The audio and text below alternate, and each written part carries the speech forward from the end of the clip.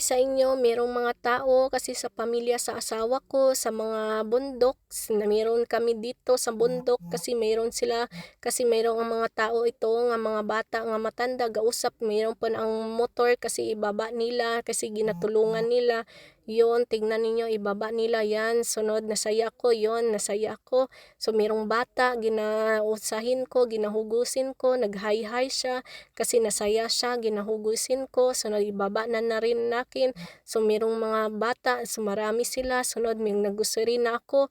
Sunod maraming kuwain ko kasi mga kapi ito. So ano pa, mga pagkain. Sunod ano pang kuwain ko, ginatuyukin ko kasi meron pang ibang kuwain nakin. So nasaya ako. So merong sabon, kuwain rin nakin sabon at sabon sa damit rin sa mga anong gawin ko kasi mabili-bili ako kasi nasaya ako at downy. So nasaya ako rin kasi dalhin nakin sa bahay. So nasaya ako ano pang kuwain ko gatas.